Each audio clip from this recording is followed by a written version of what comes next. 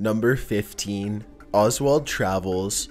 In the remaining files of the declassified JFK investigation, evidence shows that Lee Harvey Oswald made various trips all over the world before the incident took place. Just 2 months before the incident, Oswald took a trip to Mexico City. Rumors claim that in this trip he met with CIA agents, however, this is yet to be confirmed. While in Mexico City though, he did visit the Cuban embassy to request a visa to Cuba and the Soviet Union. As many know, during this point of President Kennedy's term, there was controversy involving Cuba and speculation claims that Oswald's anticipated Cuban travel may have been related. Number 14. Secret Service Threat List. A document over 400 pages long includes a hefty list kept by the Secret Service from March to December 1963. The list entails persons or groups that were seen as possible threats to JFK and his successor Lyndon B. Johnson. The list even included an alleged 5th grader that wrote a letter to the president claiming he was doomed.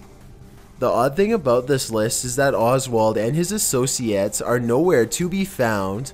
It seems if the Secret Service was putting out such detailed attention into this list as to include a child, they could have noticed something amuck with a former Marine and Marxist. Many believe this list is a tidbit of proof that government officials were in on the plan. Number 13. Smoking gun. Since the day it happened, investigators and theorists have believed that Oswald did not work alone. Many believe that he didn't carry out the shot in fact. Speculation ranges from one other man assisting to Oswald to mass numbers of government officials being involved. Most investigators and historians do not look for the remaining files to expose a smoking gun or underground conspiracy. However, they do expect these files will lend more insight into how many officials were aware of Oswald's plans and did not speak out. In his Mexico City trip, Oswald was accompanied by someone referred to as El Mexicano. Other files suggest this may have been Cuban rebel leader Francisco Rodriguez Tamoyo, and speculation offers he may have been the smoking gun, but no solid evidence has confirmed this. Number 12. Phone tip. A memo from the FBI director to then CIA director told of a London reporter that allegedly received an anonymous phone call that informed them to call the US Embassy for some big news. The call was made on November 22, 1963, approximately 25 minutes after the incident happened. It's unclear if this call was made from Oswald himself, a member of those secretly involved with him, a lie on the reporter's side, or a dark coincidence. However, this reporter was known to have a clean reputation, and there was a record of the phone call occurring, though not of its content. Number 11. Conspiracy Conundrum. Mark Lane was the attorney of Margaret Oswald, Lee's mother. Additionally though, he was a conspiracy theory advocate. Sources told the FBI that Lane held a meeting with a Polish journalist in a strange attempt to gain further insight into conspiracies that were floating around. In this meeting, a claim from an Italian newspaper was discussed. The claim stated that Dallas policeman J.D. Tippit, who was taken down by Oswald just after Kennedy, was the true culprit, and that Jack Ruby was responsible for taking him out after witnessing what really happened. There's no real proof to this, and it's nothing more than wild speculation. The true controversy here comes from Lane interviewing irrelevant citizens about conspiracies. Number 10. Hoover's public lies. In a formally secret report, then FBI Director J. Edgar Hoover discussed concerns about the aftermath of the incident. In this letter, one troubling statement he wrote was that he and then Deputy Attorney General were concerned about convincing the public Oswald was the real culprit. This sentence can be debated because Hoover could have been stating that while Oswald truly was the culprit, the public was skeptical and needed to be delivered hard proof. Then again, the statement is structured in a way that, without much context, makes it seem as though he's claiming Oswald was not in fact the real culprit, but the FBI had to do whatever it took to convince the public that he was. Number 9. The anonymous phone call. Another topic that has come to light in Hoover's release letter is that he allegedly received a phone call from an anonymous person in Dallas. Hoover claims the caller spoke calmly and admitted he was part of a team banding together to take out Oswald, while Hoover reported that he notified the Dallas police and assured Oswald would be protected. The very next day he was taken down by Jack Ruby. This statement formed speculation that Hoover did not in fact warn police and found it would be more convenient if Oswald was taken out. Number 8. Imaginary money. Sources told the CIA that Oswald had deposited $5,000 into a Mexican bank just before the incident. Original theories believe that this money was used to pay off an agent working in Mexico, or was to be held for Oswald's later use after he was sentenced. However, the new files confirm that no deposit was ever created, and Oswald in fact didn't have an open account in Mexico. Investigators from US and Mexico have confirmed this. Mexico reporters claim to trace every known Mexican bank in search of the deposit, which was allegedly completed in March 1964, and found nothing. Number 7. Bet. The Secret Service interviewed Robert C. Rawls about apparent information he held relative to the incident. The official record claims that Rawls was in a hospital when he admitted to holding limited information, though it's unclear if he had a true role in the investigation or was just a random bystander. Rawls claims that he was outside a bar one night. He overheard a man betting $100 that President Kennedy wouldn't be alive within 3 weeks. This statement was made just 7 to 10 days before the incident actually took place. Rawls reported that he excused the bet as drunk talk and didn't give it a second thought until after the incident actually happened. He did not recall the man's name, appearance, or what bar he was in. Number 6. Mexico City. A major reason that people believe Oswald met with CIA agents in Mexico City is because many of the previously classified files came from a CIA office in Mexico City.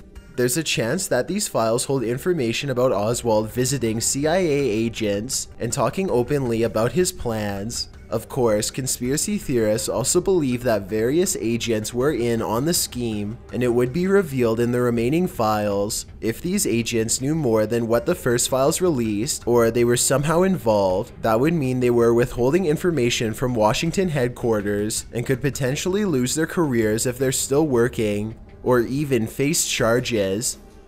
Number 5. Soviet ties. Though there are various clues and facts that assert Oswald was involved with the Soviets and that they somehow played a role in what happened, a memo may debunk that. Soviet leaders described Oswald as a maniac that was disloyal to his own country and everything else. The Soviets denied any involvement with what happened and, in fact, told church bells after it happened. The memo went on to explain that they preferred Kennedy over Lyndon Johnson because they knew so little of him. Therefore, it would have been in their best interest to keep Kennedy in office, and the Soviets respected Kennedy as a leader despite opposing views, so his passing was a problem for them. Number 4. R-rated parties. One document, which seems out of place and quite baffling, includes a statement from an anonymous Hollywood girl.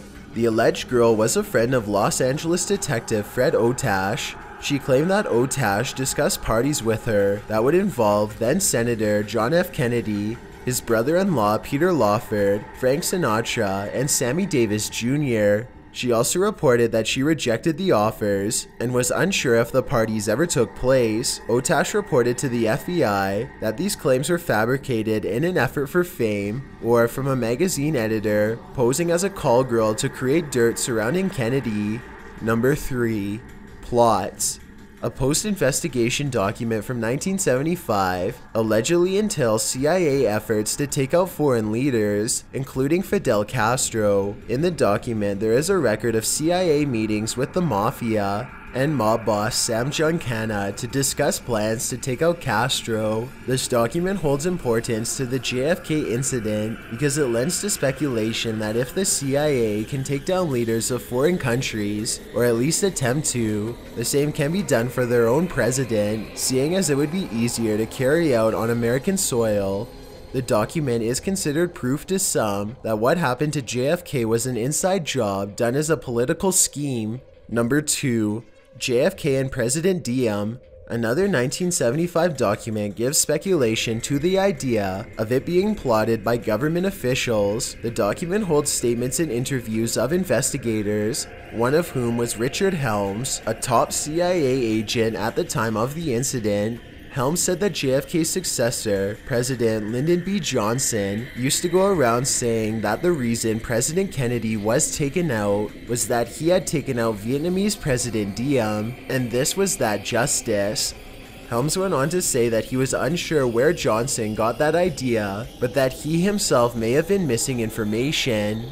Before we get to number 1, my name is Chills and I hope you're enjoying the video so far. If you've ever been curious as to what I look like in real life, then follow me on Instagram at DylanIsChillinYT with underscores instead of spaces. I also have a Twitter at YT_chills where I post video updates. I'd really appreciate it if you followed me, and feel free to send me a DM if you have any questions or suggestions. Also, I recently created a subreddit where you can submit videos and stories for future lists. It's r/chillsnarrator, and the link is in the description below. It's a proven fact that generosity makes you a happier person, so if you're generous enough to hit that subscribe button and the bell beside it, then thank you. This way you'll be notified of the new videos we upload every Tuesday and Saturday. If English isn't the only language you speak and you're interested in getting a shout out, click more, then add translations. By translating the video, not only will more people be able to watch it, but a link to your channel will be added in the description. Number 1.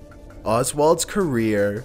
While Oswald had a Marine background, his involvement with the US government was allegedly limited. However, a 1978 summary for the House Committee featured a statement from a New Orleans FBI informant. The informant refused to reveal if he had any relationship with the CIA. He claimed that he believed Oswald was an agent of the US government. He allegedly saw Oswald speaking with an FBI handler and thought the two knew each other very well. He also stated that Oswald and the handler had been transferred to Dallas at the same time.